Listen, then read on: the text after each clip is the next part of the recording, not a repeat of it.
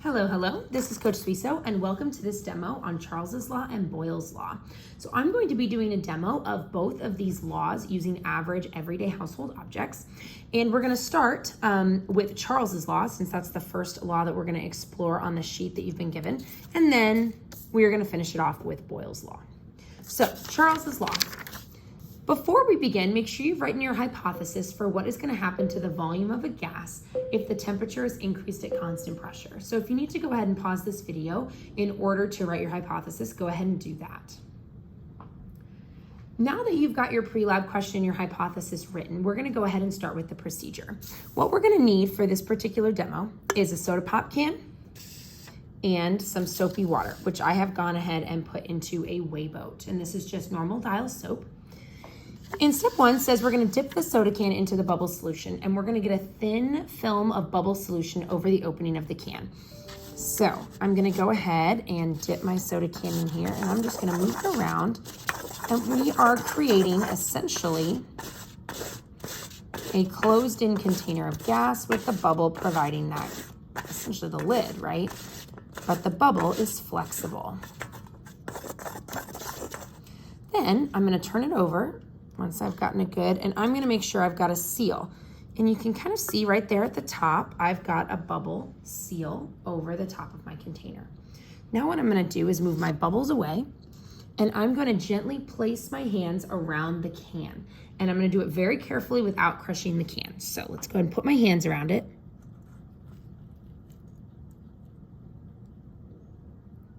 Watch that bubble really carefully. This angle is great for this. So you can see what the bubble is doing. Make sure you write your observations in the data table. Now I'm going to gently remove my hands. And the next step is I'm going to take a cotton swab. And this cotton swab is soaking in isopropyl alcohol.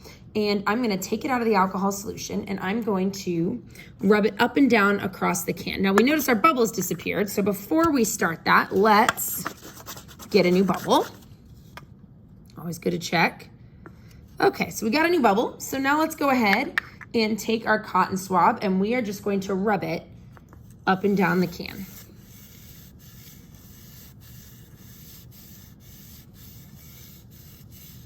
And you can sort of see very, very slightly. Watch the bubble. Oh, that's so cool. It's great on the video. Oh, that's so great. If you can't see it, it's depressing into the can. Super great footage there. That's actually really cool. That's one of my better ones. There y'all go. All right, so go ahead and write your observations in the data table, and then you may go ahead and answer your post-lab questions. You might need to pause this video in order to answer those. All right, so now we're going to do Boyle's Law. So I'm turning my sheet over for you guys. You're just gonna scroll down. And before we begin, go ahead and answer your pre-lab question, which is your hypothesis. What happens to pressure as you change the volume at a constant temperature? So what we're gonna need for this one is we are gonna need a syringe, and we are going to need a marshmallow, okay? All right, so what I'm gonna do first, before I do anything else, is I'm going to place the marshmallow inside my syringe, okay? Now you notice my syringe does not have a cap on it right now, so I can pull, maybe, there we go, and pop that off. And I'm gonna place my marshmallow inside my syringe, just like that. I'm gonna close it. Now, this is still an open container, right? We are not controlling the volume yet. Once we get it to our starting volume, we are actually gonna replace the cap so that we've sealed off the container and can now manipulate the volume and the pressure. Can't forget to do that step. So the first step is we are going to place our cap at 30 milliliters, which is our starting milliliter, and then we're gonna put the cap on. So it says to observe the marshmallow before we begin. So go ahead and look at the marshmallow. Observe it. Any characteristics about it? Now we're going to depress the plunger, yikes, from 30 to 25 milliliters. So if you can see, it's at 30 right now, and we're gonna go ahead and depress it to 25 milliliters. So you can see what's happening to my marshmallow. And it says to note the force that's required to depress this plunger this far. I've been pushing on it pretty hard, but it's not crazy. Now we're gonna continue to depress the plunger to 20 milliliters. That is significantly more difficult. You can see what's happening to our marshmallow. Make sure you write the observations. And now we're gonna depress the plunger to 15. So, oh my goodness. Let me take two hands here and you can see what's happening to our marshmallow. Now we're gonna retract the plunger back to 30.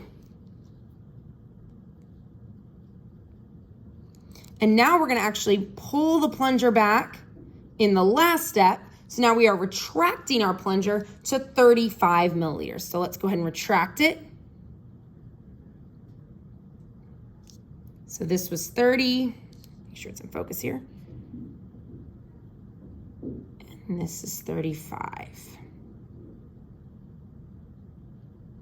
And there's actually a better way to do that. I'm gonna actually kind of go rogue off the sheet a little bit and just show you if I had started it at 20, this gives me a little bit more room to retract the plunger and you can kind of see what's happening to the marshmallow when I retract it. Pulling it further back. That gives you a slightly better look. And then we depress it again. And there we go. So make sure your observations are written in your data table and you may go ahead and complete your post-lab questions for Boyle's Law. Thanks for joining me.